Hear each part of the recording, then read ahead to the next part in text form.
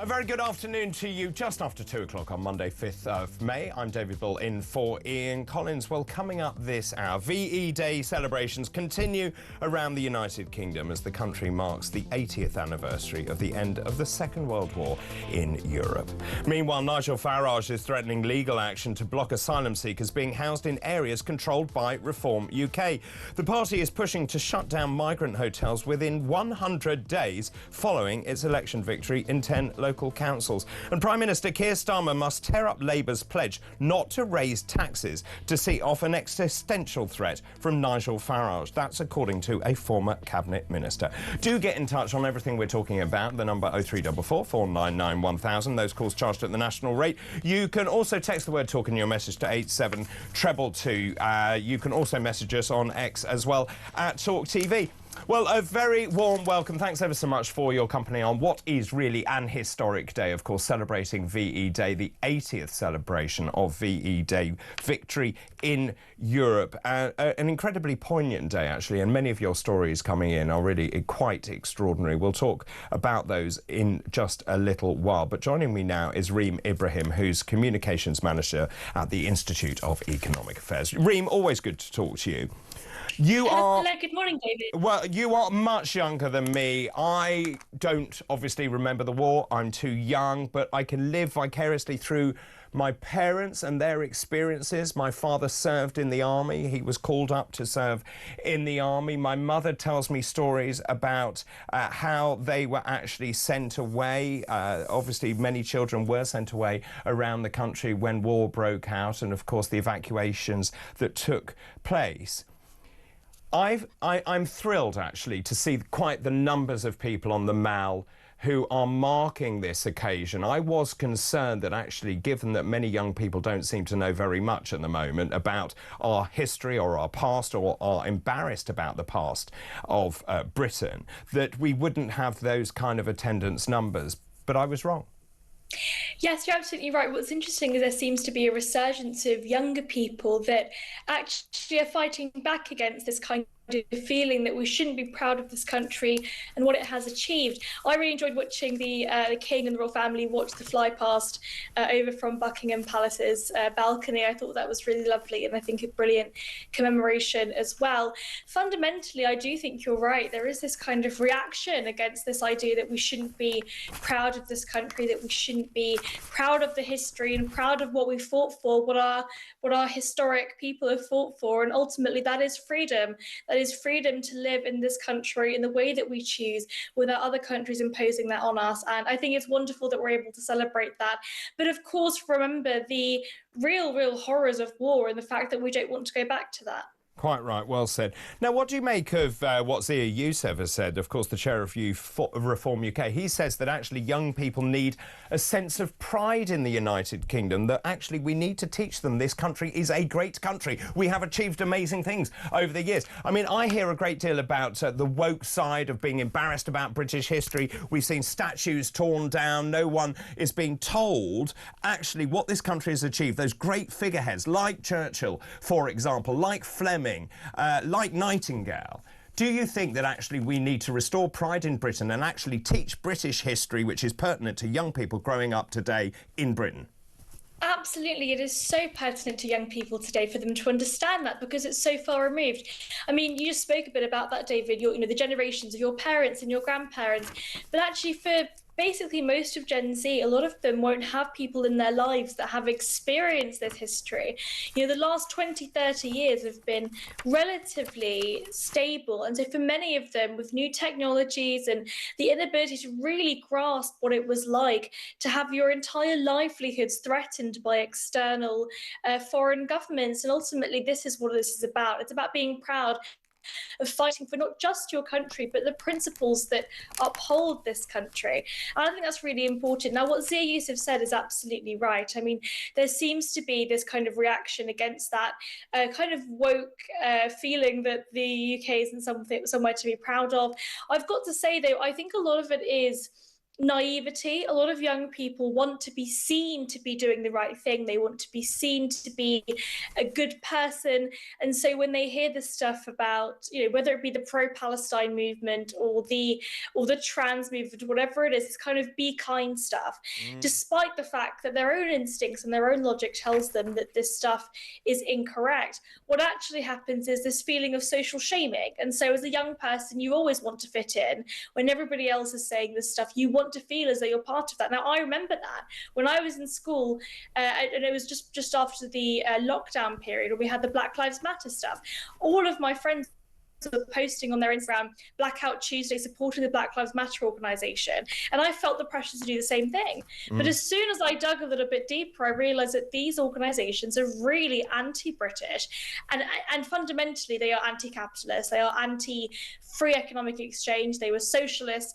And so I think it really takes a level of critical thinking. Now, what Zia Yusuf is effectively saying is that we need to instill those values in young people, but also ensure that there is that level of critical thinking and that individuals are able to think for themselves rather than feel pressure from everywhere else to behave or think a certain way. You see, I think there's something else really interesting here. Of course, Zia Yusuf is a Muslim, and he is pushing the message that second, third, fourth generation British people should be proud to be British, and I agree.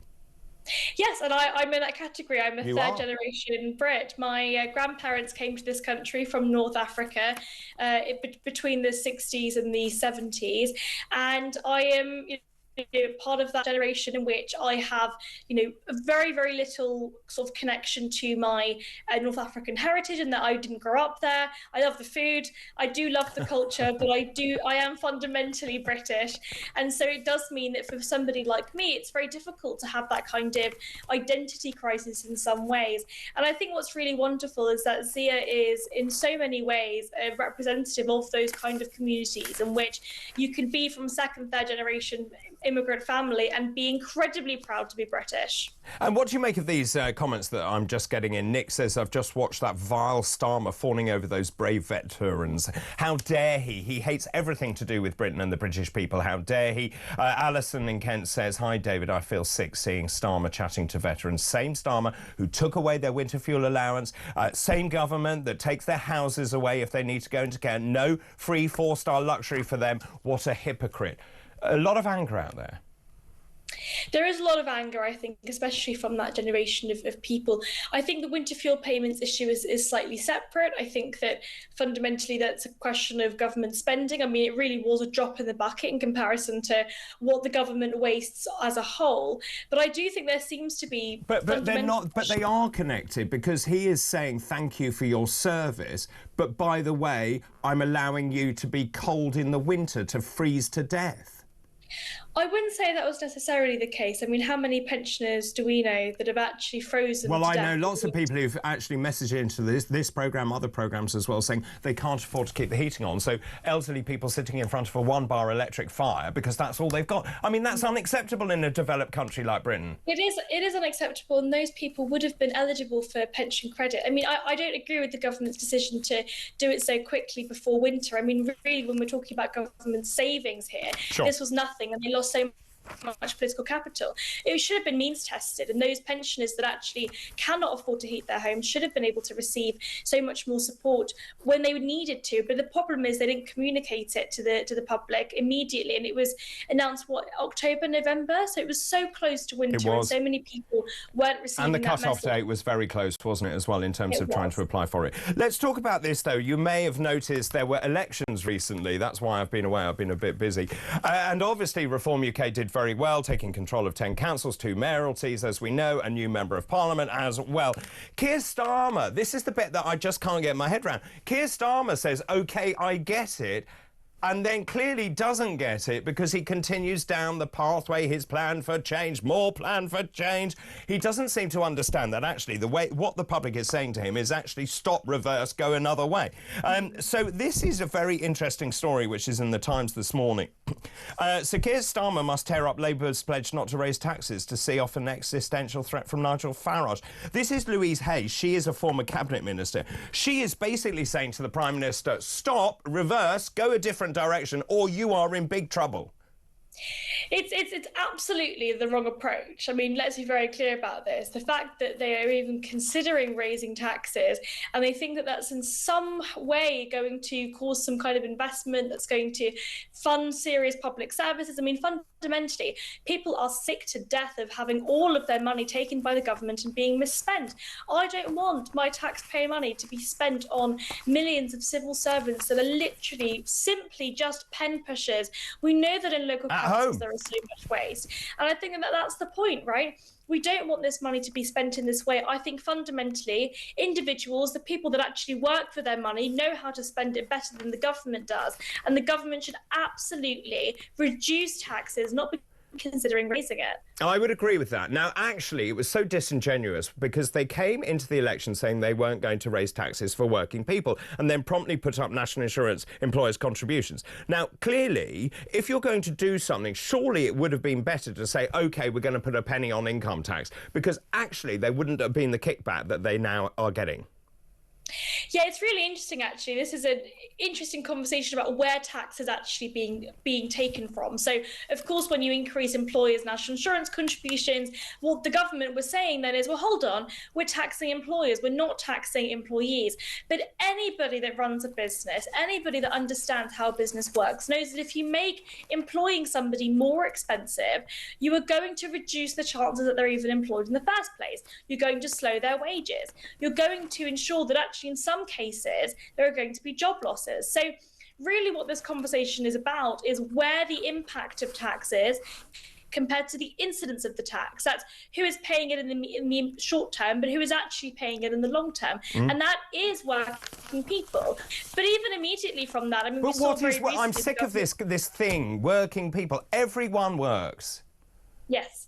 They do, but also this working people thing is entirely irrelevant. Any definition of working people, if they're even saying working class people, let's be very clear, they have increased taxes on working class people. They have. They also, by the way, it's interesting with the sin tax stuff. I mean, very recently the government was looking at increasing the sugar tax, even though it has had absolutely no impact whatsoever on obesity rates. And then it will make things more expensive for, quote unquote, working people. Yes. But yet this idea that if it's going to reduce calories by a day, one calorie a day, it means that they're going to then do that, but effectively trying to increase the size of the nanny state. This is nannying. This is the government increasing its size. It is the government intervention. The fact that Louise Haigh thinks that the solution to the government's woes is to increase the size of the state and tax people even more is absolutely insane. But I said to younger people recently, I'm old enough to remember this. This is what Labour does when it gets into power. It has always done it. It's always increased tax. It always increases the size of the state, and then it bankrupts the country, and then someone has to pick up the mess. Yeah, and unfortunately that is the case, but a lot of young people haven't experienced that. I mean, I don't remember the 1990s. I don't remember what it was like to go into a Labour government. I don't remember what the election promises were. I've studied it. I've seen the election campaign videos. I remember the 70s, Reem. Also, what do you make to this? Because Emma Lewell, a Labour backbencher, said the government had made unnecessary choices, which I think we agree with, which has cost the party at the ballot box. She said, and I thought that I did chuckle when I read this, Labour needed a change of plan rather than a plan for change. Yes, they did need a change of plan, or perhaps a different party in government overall. I think fundamentally this is about the question of what the state should be doing, and these are where these conversations are happening. I mean, in some areas the government are doing great things. I mean, with planning regulation, they rolled back a lot of that, which has meant that they've been able to build a lot of homes. So credit where credit is due. But this is a drop in the bucket. This is such a small thing in comparison to everything else they're doing. Rachel Thieves talks a lot about growth, talks a lot about the importance of economic growth. And I believe she wants it, but I don't believe that she knows how to get there, because everything we see that the government she has a clue. Actually doing is the opposite. So it's really interesting. So Labour has decided that what they're going to do is they're going to carry on down the same path which gave them a great big kicking in the general in the elections that we've just had. And now some bright spark in the Labour Party has decided that the way to defeat Reform UK, and they have identified identified that Reform UK is a threat to them. They are going to ramp up its attacks on Nigel Farage's Putin fawning. So essentially what they're going to do is they're going to concentrate on comments that Nigel Farage made some 10 years ago when he said he admired Putin. I think that's all he said. And now they've decided this is their best attack line. Wouldn't their best attack line be to actually look at their own policies, to decide what isn't working in their own house and then to make amends? Yeah, absolutely. And fundamentally, those comments were a very long time ago. They were before even the annexation of the Crimea. So I think there are conversations to be had about whether or not respect for other foreign leaders. Of course, we know there's a trade-off, right? There are so many foreign leaders that I don't think the UK government necessarily are aligned with, but we talk about them in positive ways because it's what's best for this country. I don't think Nigel would make those comments today, no, and I think that's really the point here.